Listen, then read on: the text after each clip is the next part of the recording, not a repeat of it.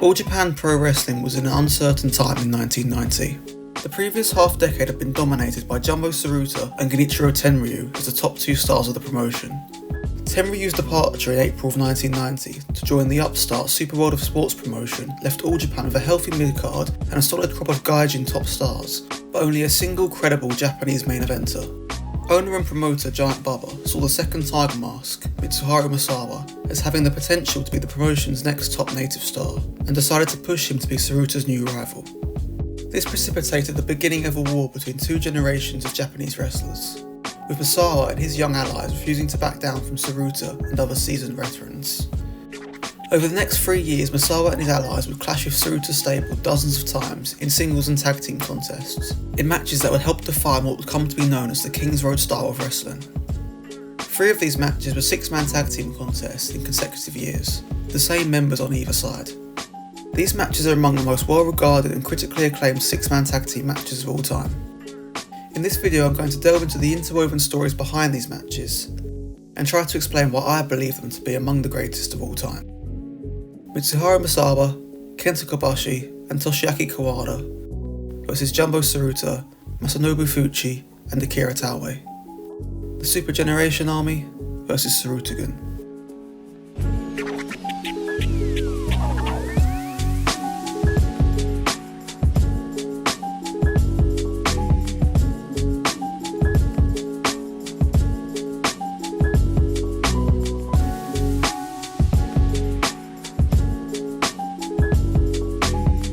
In May of 1990, on the first show of the Super Power Series tour, during a tag team match that saw Tiger Mask and Toshiaki Kawada take on Yoshiaki Yatsu and Samson Fuyuki, after being aggressively worked over by his opponents, a frustrated Tiger Mask would command his partner to help remove his mask.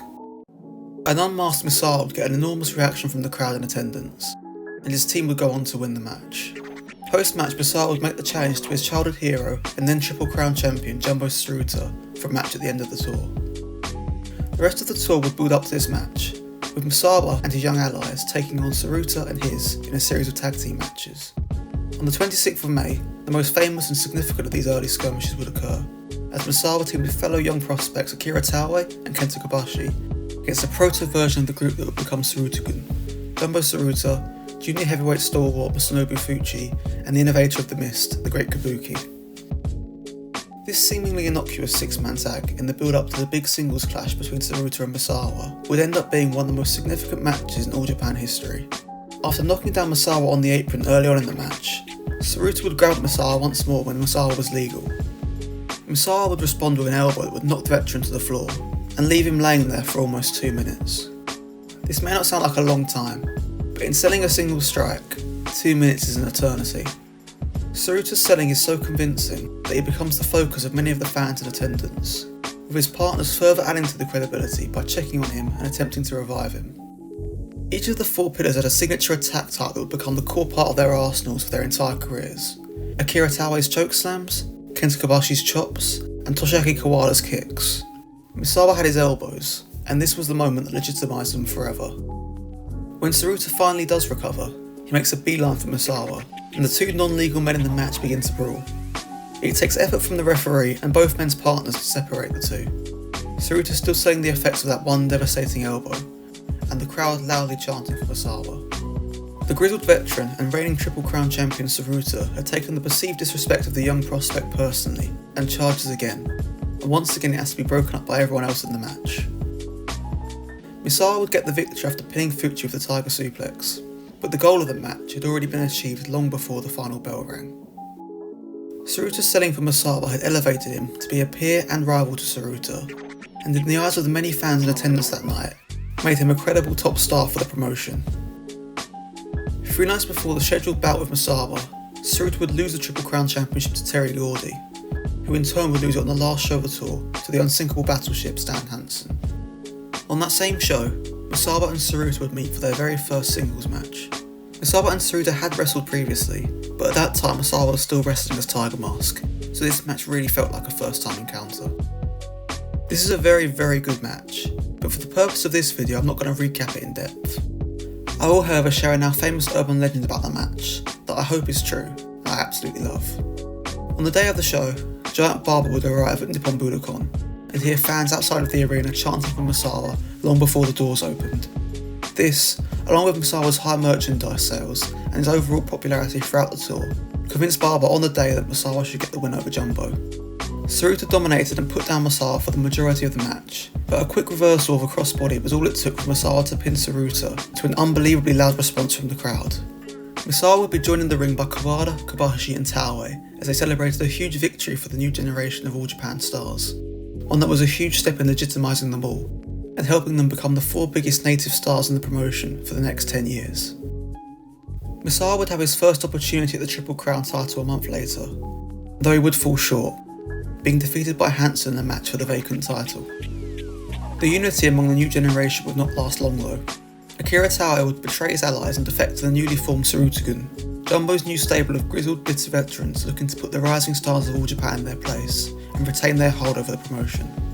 Tsuruta, Fuchi, Taue and Yoshiaki Yatsu comprised the group that was in direct opposition to Misawa's stable, the group that would come to be known as Tsuruta-gun, more commonly referred to by Western fans as the Super Generation Army. This betrayal only added to the animosity between the two factions and was felt deeply by the Super Generation, particularly by Toshiaki Kawada, but I'll talk about that in more depth as we get into the matches.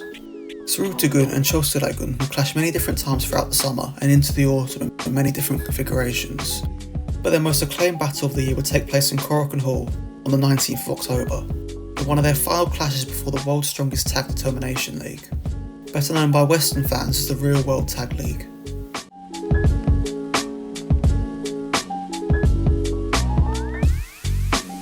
Taue opts to start the match for Tsuruta-gun, and it's Kobashi who steps forward for his team.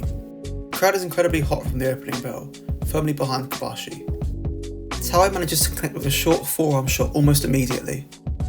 Kobashi does reciprocate shortly after, but the size of Taue is just too much for Kobashi to deal with, and he gets dropped by a pair of running shoulder blocks before Taue turns his attention to Kawada and knocks him off the apron with a boot. This backfires, and Kobashi is able to catch Taue coming back for an arm drag to take control. What I love so much about the opening of this match is that within moments you understand who Taue is and how he wrestles. He's the biggest man in the match and knows how to use his strength and size to his advantage, but under the tutelage of Tsuruta and Fuchi, he has been learning to combine those abilities with the vicious and dirty tactics that those two, but Fuchi in particular, often employ.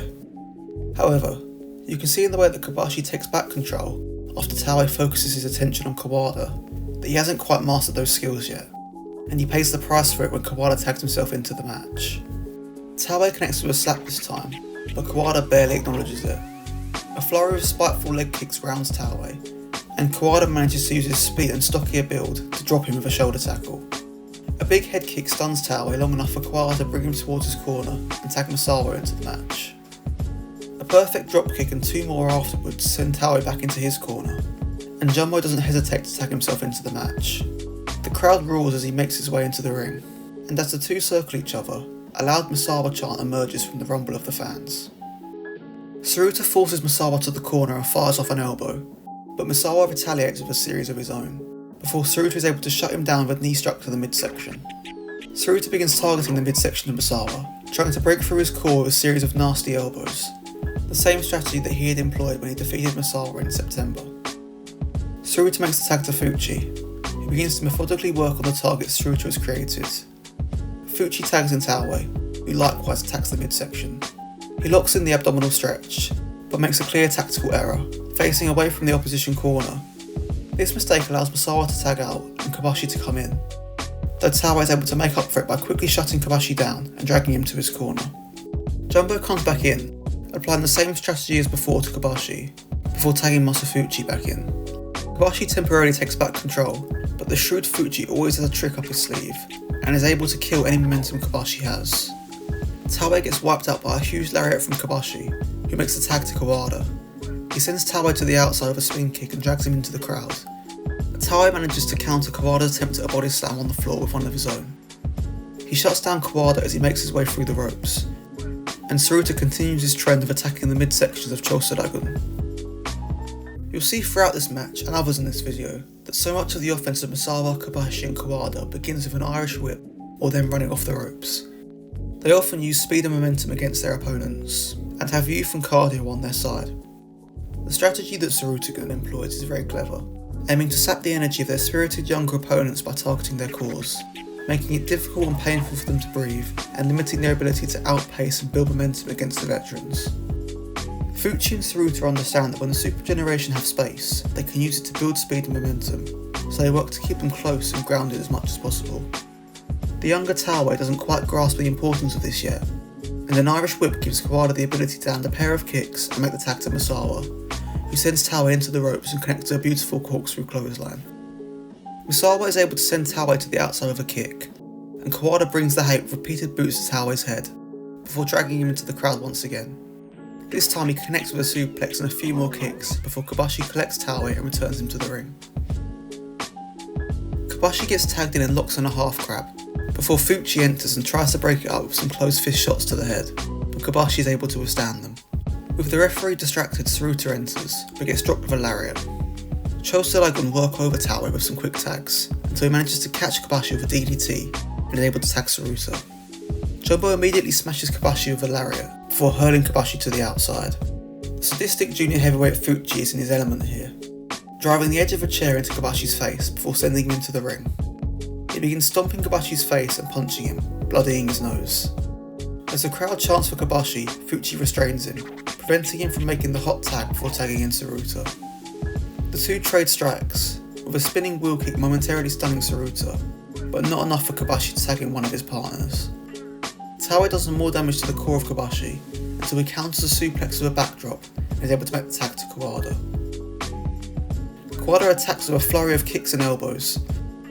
The referee attempts to pull Kawada off his nemesis, but gets shoved to the floor, providing an opening for Taue to hit a lariat and make the tag to Jumbo. Kawada evades the lariat and stuns him with another spinning wheel kick, before tagging in Misawa. He bombards Tsuruta with elbows, including one from the top rope, until he gets caught by Tsuruta's signature jumping knee. Kobashi saves Misawa from the backdrop driver, and Misawa and Tsuruta continue to brawl on the floor, until legal man Taue crushes Misawa with a tope. Misawa gets the better of a striking exchange and tags Kobashi, who gets immediately dropped by a lariat. Fuchi gets the tag, but gets caught by the rolling cradle for a 2 count. He falls victim to the body slam, leg drop and moonsault combination, but Taue breaks up the pin. Kawada and Misawa pair off with Taue and Tsuruta and begin to brawl on the outside. Jumbo nails a lariat and signals for the powerbomb. Misawa enters to make the save but gets dropped by an elbow, but the powerbomb is not enough to beat Kobashi, who kicks out at 2. He reverses a backdrop into a crossbody for 2, before trying for the moonsault. Fuchi prevents Kobashi from connecting, and while Misawa intervenes, Kobashi gets caught with a backdrop. The tenacity of Kobashi is unrivaled though, and he kicks out one more time. The crowd begins loudly chanting for Kobashi again, but it does nothing to stop Tsuruta from connecting with one more backdrop, while Taue prevents Kawada from interfering, to get the win for Tsuruta-gun. I really enjoyed rewatching this match. One of my favourite aspects of it is the way that all 6 wrestlers have their role, their traits and their style fully fleshed out and on display, such that if it was your first time watching any of them, within a few moments you'd understand who they all were. On the babyface side you have Misawa as the stoic leader, Kawada as the vindictive vengeful striker, and Kobashi as the fiery tenacious rookie, who takes a hell of a beating in this match but continues to fight. On the heel side we have Tsuruta, bitter at the popularity of these young upstarts, and willing to do whatever it takes to protect his spot. Fuchi as the sadistic technician bringing a ruthless edge to the stable, and Taue, the inexperienced giant learning from these spiteful veterans. The recipe is perfect. Every permutation and pairing in the ring is compelling, and everyone has an important role to play.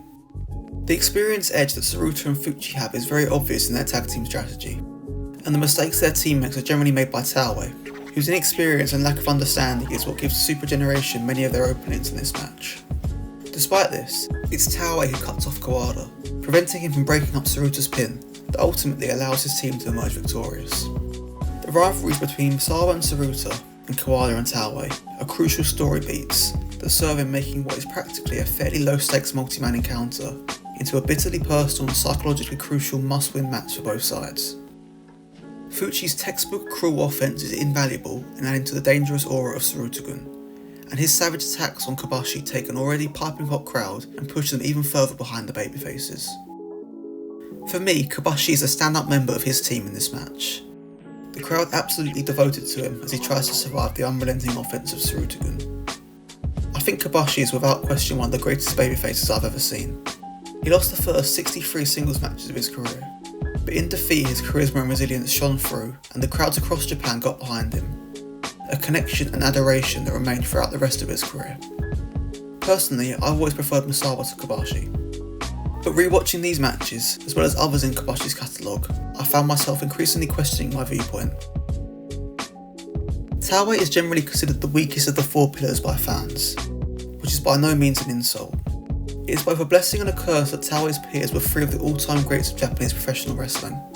It allowed him to compete with and be elevated by Misawa, Kobashi and Kawada, but unfortunately meant that he would never be seen as an all-time great by many, because the men that he wrestled for much of his career were more popular and well regarded. I think in-ring Taue was the weakest of the four, but also that in any other era and in any other cohort of competitors, he would be spoken of much more fondly as a legendary big man, rather than the weakest of four greats. He certainly had his share of classic singles matches, but he didn't excel in singles competition as much as contemporaries did, which is what I think hurts his standing among fans more than anything. In this match, and tag team matches in general around this time, he really shines. He's the biggest wrestler in the match, yet arguably in his team he's the weakest, the least experienced and most prone to making mistakes. For me, he's the MVP of the Tsuruta-gun team here, and arguably the MVP of the entire match, playing a pivotal role in what makes it so compelling. The imperfections and lack of polish that make wrestling of this era feel that much more sports-like and real. The next great match between these six men would take place in April of 1991, as the main event of All Japan's Fan Appreciation Day, in a rematch that would have even more animosity than the first.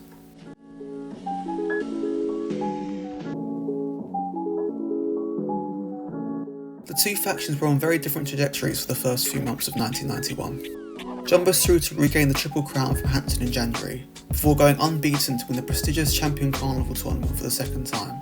And Masanobu Fuchi was 2 years into his historic 1300-day reign as junior heavyweight champion. The feud between Akira Taue and Toshiaki Kawada had only escalated since October. Kawada defeated Taue in a vicious brawl in January that left Taue drenched in blood, to the point that fans actually began to get behind and chant for him. Taue returned the favour on the last night of the Champion Carnival, winning via counter after drilling Kawada with an Adora Adoshi on the exposed floor outside the ring, with Kawada being carried out of the arena on a stretcher. As for Misawa and Kobashi, neither had gotten off to a great start in 1991. Kobashi had had a gruelling run in the Champion Carnival and was working with a rib injury. Misawa clashed with Tsuruta on the last day of the Champion Carnival tour, this time for the Triple Crown, once again falling short after a series of merciless backdrop drivers in a red-hot Nippon Budokan. Neither side is at full strength, having just finished a particularly gruelling tour, but the Super Generation Army seemed to be in much rougher shape both physically and mentally at this time. Once again it's Kobashi and Taue who start the match for their respective sides. The bad blood between Taue and Kawada has only grown in intensity since the previous six-man tags, so it's no surprise that Taue once again immediately knocks Kawada off the apron. Kobashi calms him down, lands a flurry of strikes, but Taue shuts him down with a lariat before taking out Kawada once again. Taue makes a tag to Fuchi, who lands a dropkick and begins to work over Kobashi with a chinlock, until Kobashi is able to escape. Fuchi makes a tag to Jumbo, who challenges Misawa to come into the match, which he does, and the crowd is at fever pitch. Tsuruta wins the first grappling exchange and fires off a short elbow, but Misawa makes him pay with a series of elbows that send him all the way across the ring. Tsuruta thinks better of trying to out-elbow Misawa again, and goes right back to the reliable strategy of the previous match, targeting the midsection with some nasty knee strikes and elbows. Fuchi comes back into a big reaction from the fans, but gets caught by Misawa in an abdominal stretch shortly after. Fuchi recognises that he's far from the ropes and outmatched in strength by Misawa, and he beckons Taue to come in and break up the submission. He does so, before gleefully charging Kawada and knocking him to the floor for the third time this match, an act that Tsuruta applauds from the apron. Tsuruta becomes the legal man and continues to target Misawa's midsection, until a springboard headbutt gives him the opening to tag Kobashi. Kobashi brings the babyface fire that the crowd eats up, picking up the pace with some exciting offense before being shut down by a knee strike to the midsection. This leads to Tsuruta-gun beginning to target the arm of Kobashi, something that Fuchi does masterfully against the larger man. grinding him down and preventing him from building any momentum, as the members of Tsuruta-gun, but Kobashi especially, thrive when they are able to push the pace. Taue gets tagged in and carries on the work of Fuchi on Kobashi's left arm. Kawada sees Taue on his back as the perfect opportunity for revenge, blasting him with kicks. Taue gets up and the two begin to brawl, Kawada eventually gaining the advantage as the crowd chants for him. These matches at their core are based around the veterans defending their position from the new generation, and the feud between Misawa and Tsuruta is the headline. But for me at least, I think what really makes these matches special is the interplay between Taue and Kawada. The ferocity and bitterness the two bring takes these matches to a whole new level of intensity, beyond the disdain that Misawa and Tsuruta have for each other, despite that rivalry being the catalyst for these three bouts. Misawa and Tsuruta were the spark, but I truly believe that Akira Taue and Toshiaki Kawada were the oil-soaked rag that caused these matches to burn so brightly, to the point that they are still revered more than 30 years later. The Super Generation continued to work over Taue until Misawa makes a tag to Kawada, his first legal action of the contest. Kawada lands some very stiff shots, before a Tenryu-esque sumo attack and a DDT give Taue the opportunity to tag Fuchi in, who almost immediately pitches Kawada to the outside. This is the domain of Tsuruta-gun, as Jumbo hurls Kawada into the barricade and drills him with a pile driver onto the floor. Back in the ring, the members of Tsuruta-gun take turns perniciously targeting the head and neck of Kawada with huge strikes, until Taue throws him to the outside once more. He makes a tag to Fuchi, and Taue assists him with a spike pile driver onto the floor. Kobashi breaks up Fuchi's vicious submission, before Tsuruta tags in and locks in a sleeper hold. This time it's Misawa who breaks it up. Taue gets back in and carries on the work of his predecessors, grinding Kawada down with a choke before throwing him to the outside yet again. Taue throws him into the barricade and sends him into the first row of a huge running lariat. Taue keeps the pressure on Kawada in the ring until a signature spin kick from Kawada rocks him and allows him to make the much needed tag to Kobashi. Kobashi comes in hot, with a massive dropkick for each member of the opposition and a shoulder block and power slam for the now legal Fuchi. The rolling cradle gets a 2 count before he tags in Misawa, who rocks Fuchi with a huge flying elbow, but the pin gets broken up by Tsuruta to a chorus of boos from the fans. Taue saves Fuchi from the tiger driver with a huge lariat, buying Fuchi just enough time to make the tag to Jumbo. Misawa is able to avoid the jumping knee, and connects with an elbow and flying crossbody for a 2 count. He sends Tsuruta to the outside of a dropkick, and looks to hit a massive dive. Tsuruta sidesteps, and Misawa performs his majestic feint. He intercepts Fuchi with an elbow, while Kobashi flies out of the ring onto Tsuruta. This moment here for me is just a perfect encapsulation of everything I love about the style of All Japan in this period. It's such an impressive, athletic and well coordinated spot, but it really doesn't feel inauthentic or forced or artificial. Sometimes you'll see a spot in a tag match or a big multi-man, and even if it's executed perfectly, it will feel obvious, to me at least, that it was carefully constructed by everyone involved. Here, however, it's not overcomplicated or contrived. It just feels real. Wrestling fans have to engage in a certain amount of suspension of disbelief. With modern wrestling, sometimes that amount is much higher, and it sets a higher bar to really get invested in a match, to treat it as a real athletic competition. I really don't have that experience watching matches like this though, which, as someone who has watched so much wrestling, and knows how the sausage is made so to speak, is what keeps me coming back to it time and time again. I know when I go to the cinema to watch a film that it's not real, but I don't want to know that or think about that while I'm watching it, if that makes sense. Kawada and Tsuruta are the legal men now, and Kawada shows no fear taking the fight to the much larger Tsuruta with his signature kicks, before catching him with the Fujiwara armbar as Kobashi and Misawa defend. Tsuruta escapes and tries for the lariat, but Kawada is able to catch him once again, though Jumbo is able to reach the ropes. Tsuruta's power is too much for Kawada, and he is able to slam him to the mat and make the tag to Taue, who in turn gets caught with a sleeper hold. Fuchi stomps Kawada's face to try and break the hold, but Kawada shrugs it off, before making the tag to Kobashi. Kobashi locks Taue in the Boston Crab and Tsuruta makes his way into the ring, signalling for the lariat. Kobashi catches him with one of his own, and one for Fuchi, before a body slam and splash from Misawa get a close 2 count. Kawada gets some measure of revenge for the previous pile drives on the floor, as he drags Taue into the crowd and body slams him onto the unprotected floor. The trio continue to work over Taue with strikes and submissions before legal man Kawada rocks him with a lariat. Taue rolls to the outside for a reprieve, but is followed. Kawada attempts a pile driver, but he is in enemy territory, and Fuchi puts a stop to it. Kobashi hits the pile driver though, and Misawa and Kawada both continue to grind down Taue with submissions. We get a great angry Kawada moment in this match, when Fuchi begins to make his way into the ring to break up the half grab, as Kawada releases the hold, gives the finger to Fuchi, and tags in Misawa. A gorgeous DDT from Kobashi is followed by a dropkick from Misawa, and a rocket launch from the turnbuckle to the floor from the pair. When the action returns to the ring, Fuchi snipes the back of Kobashi's leg with a dropkick, and returns the favour to Kawada. This perfect low dropkick is a huge turning point in this match, as Fuchi demands the tag and begins to dismantle the leg of Kobashi with stomps and kicks, taunting Kawada before landing another textbook dropkick. The crowd is chanting loudly for Kobashi as Fuchi continues the onslaught. Tsuruta continues Fuchi's work with a knee crusher into the first row. Kobashi's determination is unparalleled, stunning Tsuruta with a forearm, but the damage has been done and Jumbo goes right back to the left leg. He cracks Kobashi with a lariat, but only gets 2. He tags Fuchi back in and continues the attack on the leg, with a brutal knee crusher onto a steel chair on the apron, and another steel chair attack for good measure. Kobashi tries to fight back with strikes, but his leg gives out, and Fuchi bides his time before nailing another perfect low dropkick. Kobashi is able to reach the ropes to escape 2 submission attempts, before Fuchi gives control to Taue. Kobashi is almost able to escape Taue's clutches and make the tag to an eager Kawada, but Taue is able to haul him back to the corner and give the tag to Jumbo.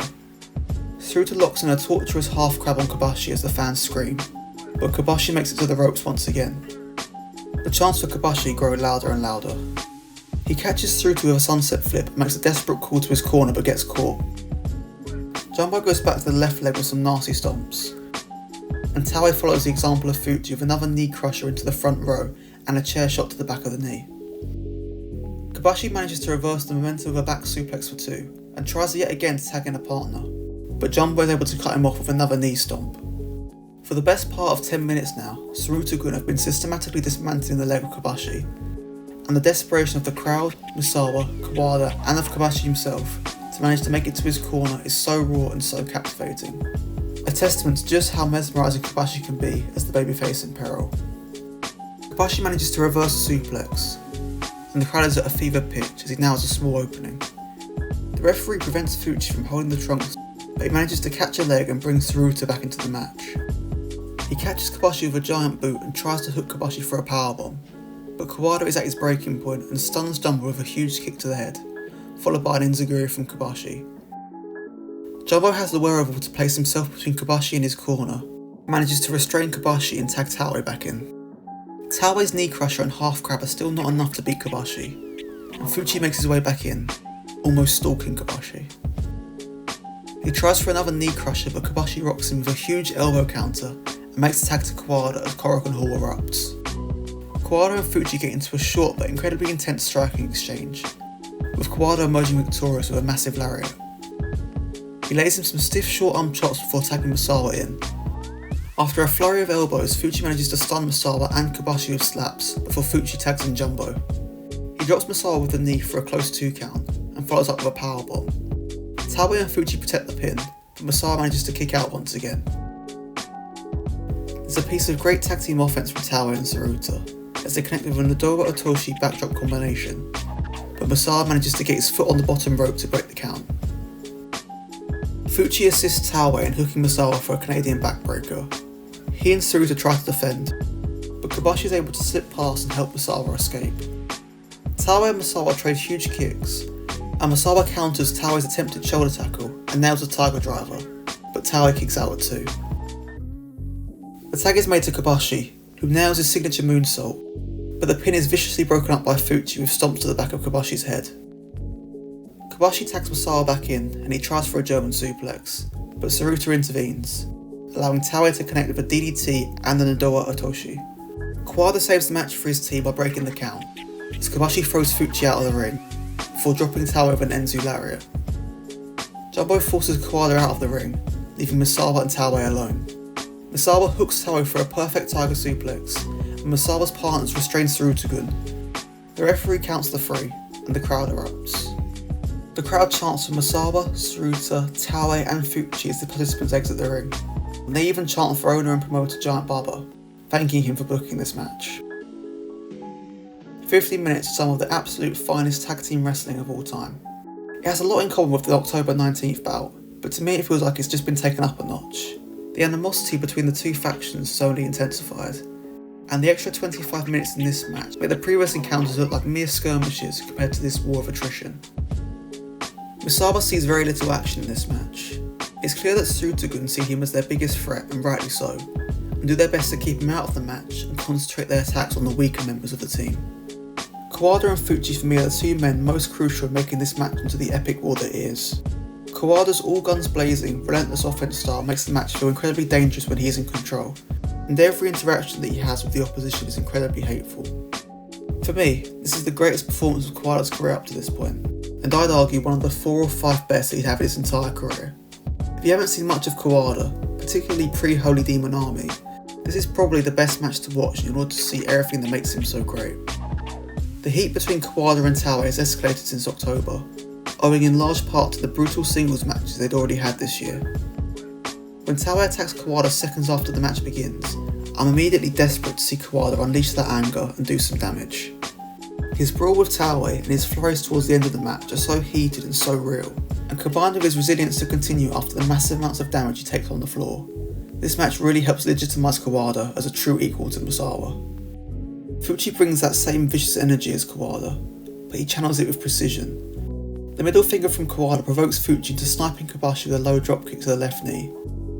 This single move leads to Kobashi being tortured for 10 minutes. Fuchi begs for the tag and immediately begins tearing apart the leg, Kawada watching on as Fuchi continues to taunt him and dismantle Kobashi. Masa Fuchi is certainly the least well-known competitor in these matches, but for me he's the X factor that really makes these matches special. His mere presence encouraging a malice that makes these encounters so engrossing. Kobashi is just as compelling to watch in this one as he was in the previous. The beating he takes is prolonged and vicious. He is incredible at selling his leg injury, putting over the systematic and brutal cohesion of Tsuruta-gun. I've seen other people talk about this match claiming that this segment goes on too long, but I completely disagree. The crowd is behind Kobashi the entire time, and they don't lose interest for a moment. And the eruption that occurs when he finally makes the hot tag to Kawada is proof if proof we need that this segment of the match works perfectly. He emotes so well when he's on offense as well as defense, and when he receives the hot tag from Kawada, we get a perfect example of the babyface fire that will become legendary over the next 10 years. In the end, it's Kawada who plays a pivotal role in winning the match for his team, much like Taue did in October, saving the match by breaking up the pin after the Nadora Otoshi and dropping Taue with a lariat, allowing Misawa to pin Taue. The last encounter between these two groups I want to talk about occurred in May of 1992, and will be the final time these 6 men would compete against each other.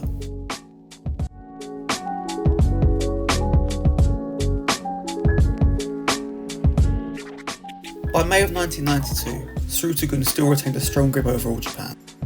Although Jumbo had lost the Triple Crown back to Stan Hansen after an over year-long reign in January, he had quickly regained his status as a champion, claiming the All Japan World Tag Team Championships for the 7th time, with protege Akira Taue. Masanobu Fuchi still reigned over the junior heavyweight division, now having held the title for almost 3 years. Super Generation Army 2 were as formidable as they'd ever been before. After winning the All Japan World Tag Team Championship with Kawada the previous year, Misawa put on a strong performance in the Champion Carnival, including a time limit draw with Tsuruta to advance to the finals, although he came up short against Hansen. Kawada and Kobashi both had respectable runs in the tournament, and both had held tag team gold the previous year, Kawada with Misawa, and Kobashi claiming the All Asia Tag Team Championship with Johnny Ace. This final meeting between the 6 had them all as close to an even footing and status as possible, with Tsuruta-gun now being much more experienced compared to even a year earlier. The only footage of the match I've been able to find begins with it already underway.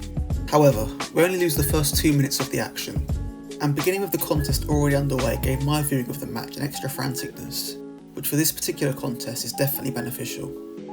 The crowd is firmly behind Kobashi as he reverses Fuchi's attempt at a suplex and sends him to the floor with a dropkick, which he follows up with a diving bulldog from the apron. Taue makes his way into the ring to a chorus of boos, but Kobashi is able to get the better of both him and Tsuruta, and each member of Tsuruta-gun is able to connect with a plancher. The camera cuts to Taue on the floor, who appears to have sustained an injury to his left knee as a result of Kobashi's dive to the outside. Back inside the ring, Kobashi makes a tag to Misawa, who gets a great reaction, and lands a beautiful dropkick and crossbody on Fuchi. Much like in the May 1990 match I talked about in the prologue, Jumbo attacks Misawa from the apron, once again gets dropped by Misawa's signature elbow. Fuchi is able to take advantage of this distraction though, and he forces Misawa into the Tsuruta-gun corner. Jumbo makes the tag and enters the ring, and the two begin trading stiff elbow strikes. The crowd chants for Misawa, who manages to get the better of Tsuruta, until Fuchi is able to prevent Misawa from diving off the second rope, holding him there until Jumbo can land a huge backdrop. By now, Tsuruta-gun are a well-oiled machine when it comes to handicap beatdowns. When Tsuruta pitches Misawa to the outside, Fuchi immediately begins removing mats, exposing the hard floor. He hands a stunned Misawa to Taue, who drills him with a crushing Nodowa Otoshi on the exposed floor, definitively switching the momentum of the match in favour of Tsuruta-gun. They carry on working as a unit in the ring, all three men keeping Misawa in the corner and working together to choke him on the top rope. This spot for me is a perfect example of the sort of realistic, believable tag team offense that makes these matches so enthralling. It feels like everyone is doing whatever they can to try and win the match, something that I sometimes find lacking in contemporary wrestling. Taue drops Misawa throat first across the top rope to a chorus of boos from the crowd, and immediately begins selling that left knee once more. He quickly tags out to Fuchi, who is able to nullify the speed and explosiveness of Misawa, dragging him down to the mat with a tight chin lock. He makes the tag to Tsuruta, who is able to land a big lariat, but only for a 2 count. Tsuruta follows Fuchi's lead, grounding Misawa with a chin lock before making the tag to Taue. Taue is utterly despised by the crowd in this match, more so than the previous encounters, as he's met with very loud chorus of boos whenever he sees any sort of action. He drops Misawa face first onto the top turnbuckle for a 2 count, but continues to sell his knee injury, returning to his corner and making the tag to Fuchi. Fuchi does some really great work here with Misawa isolated in the corner, standing on Misawa's face and working with Tsuruta to control Misawa and choke him, releasing him when Kobashi and Kawada begin to try and intervene.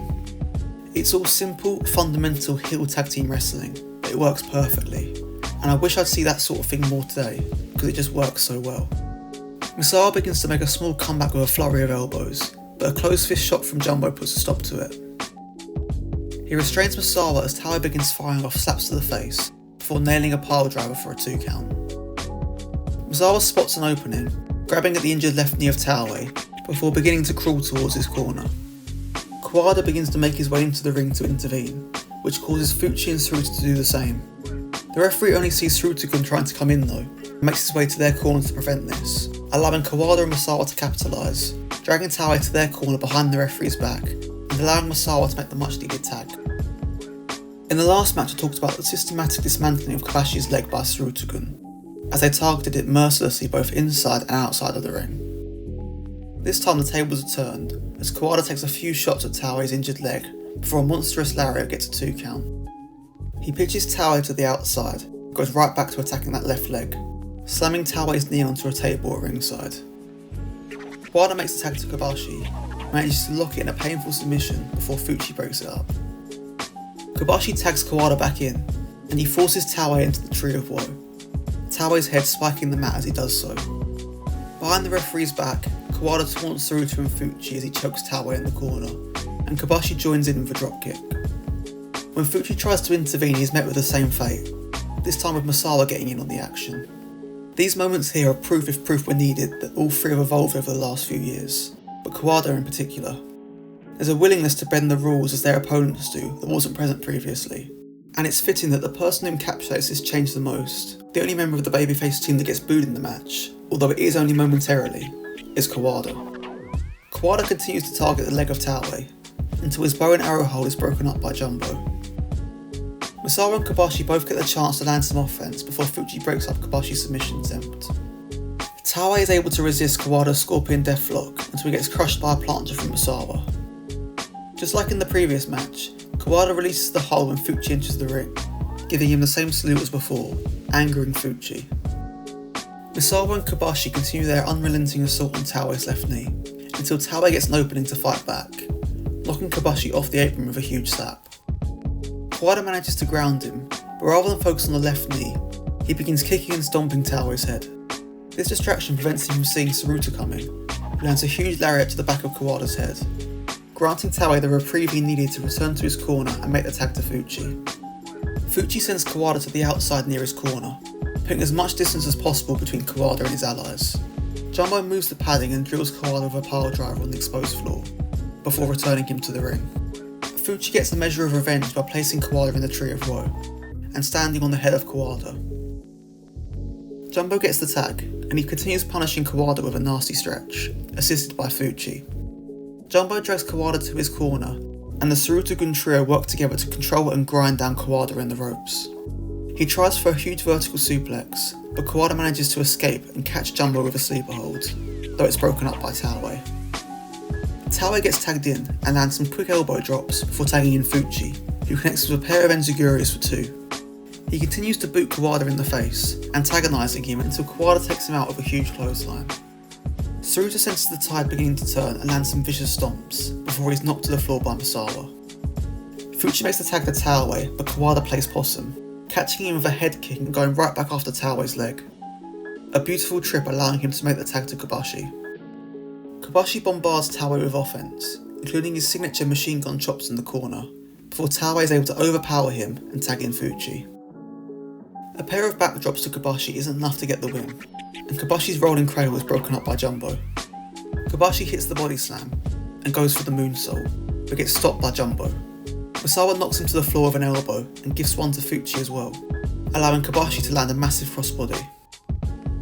Misawa gets the tag and starts firing off elbows at all 3 of his opponents. He hooks Fuchi for the Tiger Driver, but a well-placed knee from Jumbo puts a stop to it. Tsuruta lands a jumping knee and a backdrop driver, but Misawa is still able to kick out. He counters a second one and makes a tag to Kawada, who uses some vicious strikes to get the better of Jumbo until he is shut down by a kitchen sink.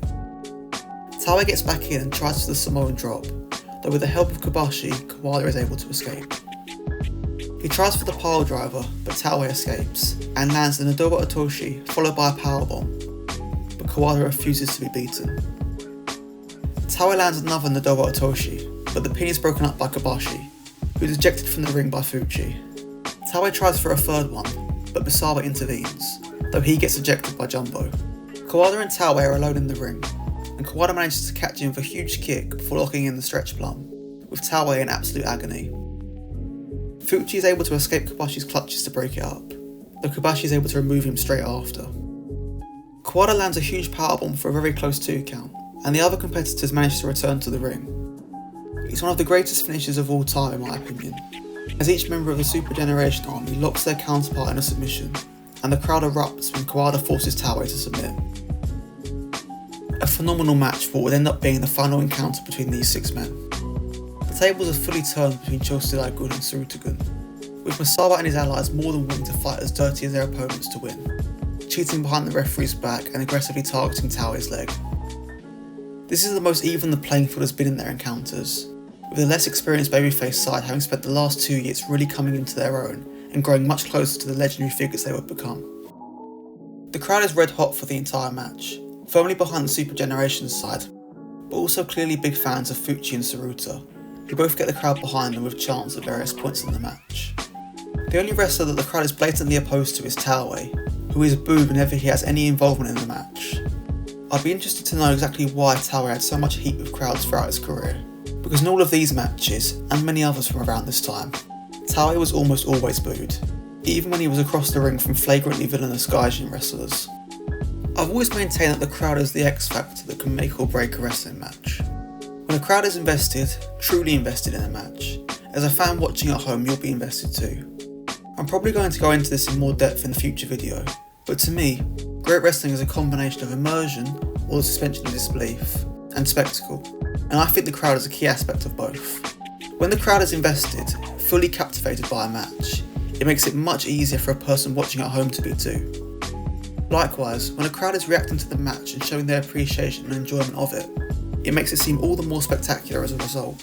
I don't think a crowd liking a match means that it is necessarily great or even good, or that a match that the crowd isn't invested in can't be good. But I can't think of any match that I've seen that I thought was great that the crowd weren't into.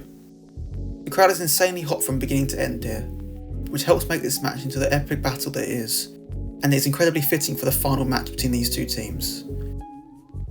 I think the finish to this match is absolutely perfect. Giant Baba was never a huge fan of submission finishes to matches, believing that tapping out made a wrestler appear weaker in defeat than being pinned, so they were something of a rarity, especially in this time. It works really well here, as Taue is the member of the Tsuruta-gun side that has taken the lion's share of the damage, and is therefore most vulnerable to Kawada's stretch plum. His partners try desperately to save him, leaving themselves vulnerable to submissions as well. Tsuruta-gun getting such a decisive victory here demonstrates just how far they've come over the last few years. No longer the fiery upstarts being put in their place by the more experienced veterans, but an established group ready to carry the torch for All Japan for the rest of the decade. It's incredibly fitting that this final match would so clearly show the evolution of the four pillars. Taue has gone from apprentice under Jumbo and Fuji to being a developed and more confident powerhouse with the strategic acumen to match. Kobashi, the least experienced wrestler in the series, has learned to channel his natural fire and resilience to become a true equal to his partners. Kawada, never the crowd favourite like Kobashi or the prodigy like Misawa, grew through grit, taking his place among the pillars through pure, unrelenting violence. Misawa was already established in the main event before these matches, but by the end of the series his confidence had grown massively, and any disparity he felt there may have been between himself and Tsuruta had evaporated.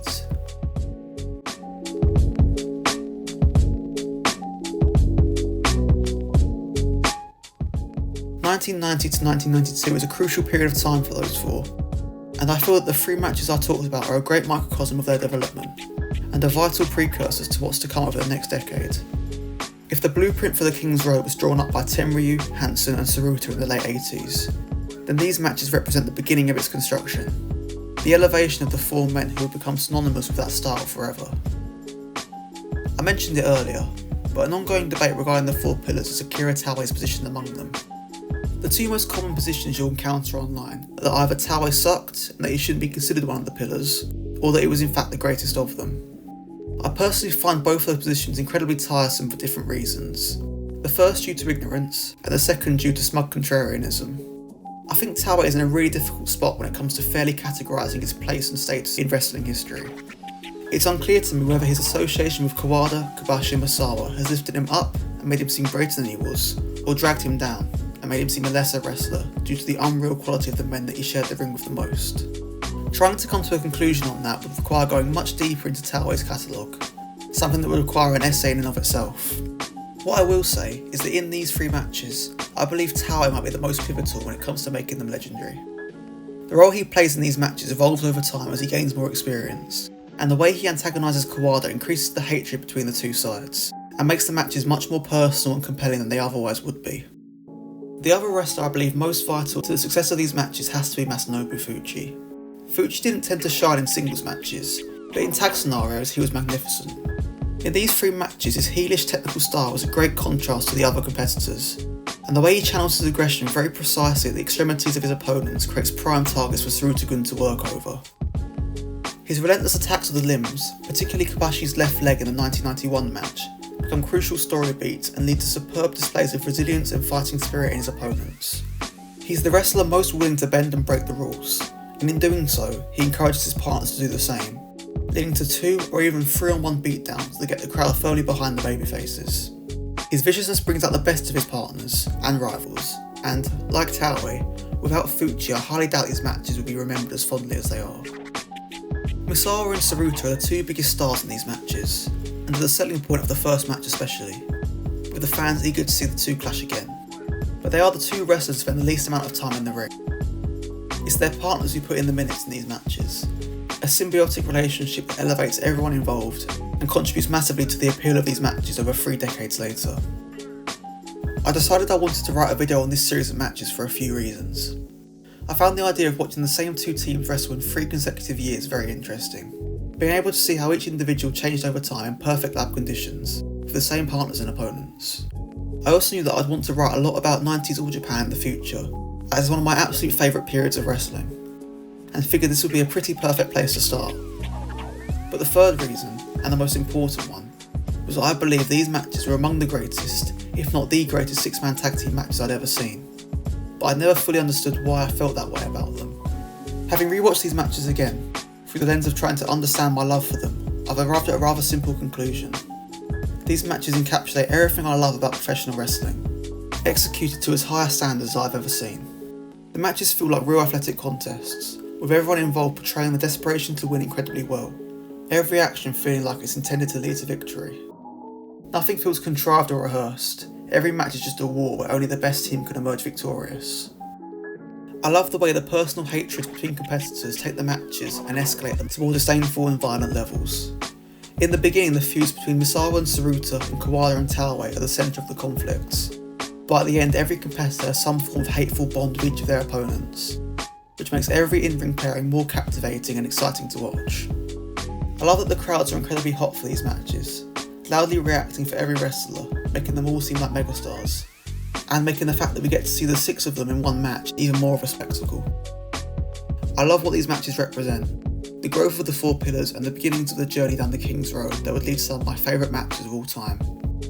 For me, these matches are textbook examples of everything I love about wrestling, a near perfect mixture of immersion and spectacle, which is why I believe them to be among the greatest 6-man tag team matches of all time. I highly recommend you seek out and watch all 3 of these matches for yourself, but if you've only got time for one, then my absolute top recommendation would be the 1991 Fan Appreciation Day bout. I think it's something truly special. I hope you enjoyed this video. If you did and you want to see more like it, be sure to subscribe. In the next episode we'll be heading to Mexico for the first time in the series, to talk about a match that's generally considered one of the greatest lucha de apuestas of all time. Atlantis vs Villano Tercero. Follow me on Twitter for updates, and thank you very much for watching. Cheers.